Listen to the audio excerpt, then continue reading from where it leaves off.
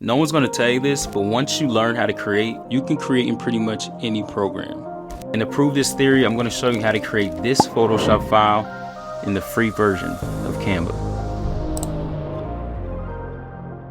First things we want to do here is bring in a background image, and then we're just going to lower that opacity and kind of mute the colors just a little bit. And last step is adding the blur. So once you pull that image in, all you're going to do is go up here to this transparency layer, and then you're just going to drag that down to, let's say, 60. So we have it about 60. It's going to kind of mute it. And this is why I had the black background, because it already starts to dial down on the background, which is going to push forward the foreground. Now we're going to click over here where it says edit photo, and then we're just going to scroll down there where it says effects. And we're just going to blur this image. But what we're going to do is we're going to blur the whole image. And that way it's going to add that bokeh effect as if it was a camera. And we're just going to lower that down so that it gives a nice hazy blur. And then the last step is adding a little bit of desaturation. And for this last step for the background, all we're going to do is go to adjustments. And then we're just going to scroll down and you see saturation. Just drag that dial downward. And that's going to give us that muted kind of bokeh look for the beginning of this photo. Next, let's add in that gradient because it's all about layers. Layers make it look a lot better. We're going to go over here to graphics, which is in this element tab. And I'm going to continue to use the free version of Canva. So if you scroll down, you'll find this graphic right here. And we're just going to keep editing this from a crop standpoint to make it fit inside of this 16:9. And this is pretty straightforward, so I'm going to go ahead and do this and move on to the next step. Now that we got that done, the next part of this layer is going to be adding just kind of like a brush stroke. It might not be the actual believable light source that you think, but it's going to add the different layers and levels that you need to make this look artistic. So to find that, we are going to go over again to the Elements tab, and it's in my recently used, but if you scroll down to graphics, you can see that they have that kind of hued brush with the gradient around it.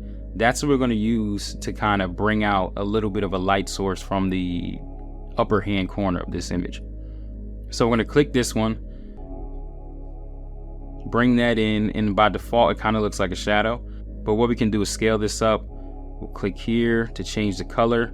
And I'm going to go with this kind of pink just to contrast the background that's a little blue and kind of muted. Next, we're going to move over to the text. And we're going to do this by just going over here to the text tab. And once we're there, we're going to use this Avenir Next Arabic. And I'm going to actually scroll down to the semi-bold. Semi-bold is pretty good. And it's similar to what we did in Photoshop. Again, this is using the free version of Canva. So we're going to try and make it as spot on as possible. Now we're going to take this, scale it up. We're going to drag it upwards in this top region, and once we have it in the top region, then we're going to duplicate this 3 times. So the first time we duplicate it, we're going to take it and drag it down so that it's like matching right under the hero's title, the first one, and then we're going to lower that opacity down. So we can bring that down to about 15, and by opacity I mean transparency. I'm thinking of Photoshop. We're going to make sure that's there. Now we just duplicate that, and then we're going to just bring that one down to around 5. Next up, we're going to add those hero images in that I created in Midjourney. I'll put the prompts here, and remember the files are down below if you just want those images. The thing with this is, right, Canva doesn't allow you to remove the backgrounds in the free version of Canva. And this is at least at this point of me creating this video. So we're going to have to make a workaround for that. And that workaround is going to be Photo Room. So Photo Room is just an app that I stumbled on that actually creates really good images with removed backgrounds, and it does it a lot quicker and better and more efficient than even Photoshop does. And you can download these, and this is why I love this one the most, because you can download these at 1200 pixels, and that is better than most other apps that are going to have you put in emails and do all these different things. You don't have to put anything in. You just go in there, put the image in, and bring it into Canva, and now you can move on to the next step. So boom, we got 1, 2, 3 uploaded into this image here. And as you see, I'm also going to do this smoke image. So I got this from Elements Envato, if I'm not mistaken. But it's just a smoke image, and it even removed the background decently.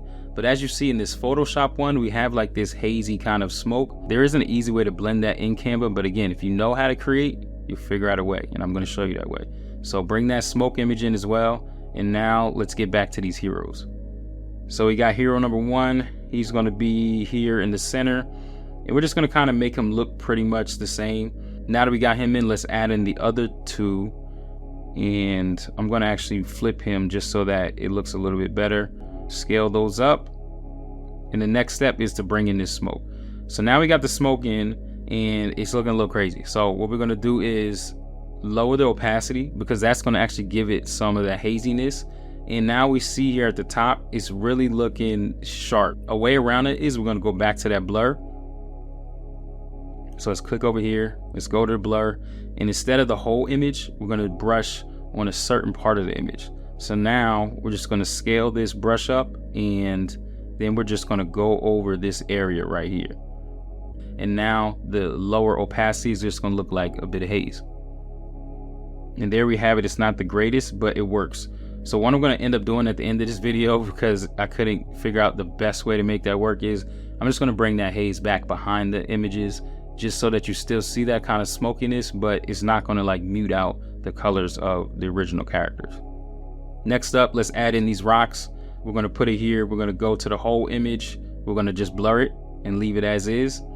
And as I'm doing these 3 blurred rocks in the front, you'll see that the reason why I'm doing this is to add separation from the foreground, the background, and different things. So if you add more levels to your image, what that's going to do is it's going to start to make you focus in. So now we're starting to see the rocks that are in front of them that are kind of floating around. You get the space vibe just a little bit, but it's a little bit more of that bokeh on the background. So now your focus is in on the heroes.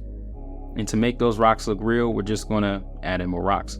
But with these, we're going to keep them in the foreground on that same plane as the heroes. And we're just going to leave it like that, because now you have this floating rock effect.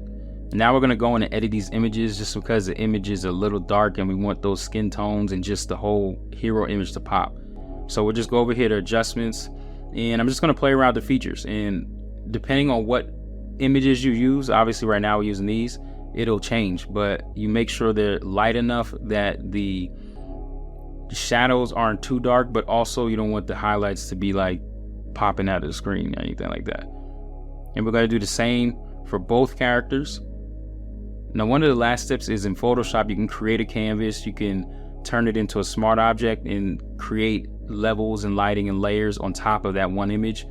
Kind of hard to do that in Canva. So what I'm going to do is I'm going to edit each image as if I'm adding those last bit of effects onto it, but I'm going to have to do it for each one. So all 3 of the hero images and maybe some of the background images too, just to make it look whole. So I was looking through the filters and I found this one called, let's see if I can find it again. Yeah, it's called Belvedere. So Belvedere gave this very reddish purple look. Don't like it, but what happens is you use that and scale back on the Belvedere, and then it becomes just like a little bit of hint of that hue that you need for the final image that we got in Photoshop. And just like that, look how that pops. And I'm going to show you a difference between the color. As I said before in the beginning of the video, color adds that last bit of almost sharpness and boldness to the image that really changes it, even if you're not actually sharpening the image like I can do in Photoshop. So let's do that to the other 2 as well. And now we have the same hue and the same lighting. And there you have it, a little bit of lighting layers. And here's the comparison in between the color. So this is the image before adding in the extra color.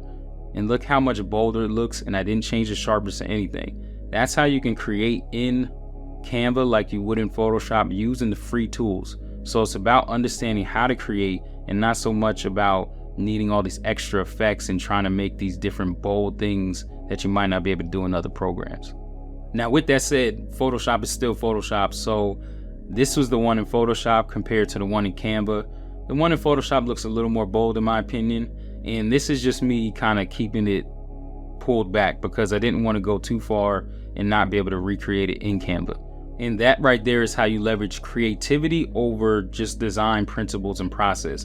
Yes, there are things like layers, lighting, and levels, but at the flip side, you have to be able to say, okay, what does this program offer? How can I use this to create how I would in more advanced programs? I hope this gave you a little bit better perspective on how to create and the thought process behind it. And again, if you want to see more stuff like this, make sure you like, follow, subscribe. I'm going to be dropping more content and make sure I give you quality information on how to create on all aspects. My specialty is Photoshop, but even more than that, my specialty is creativity.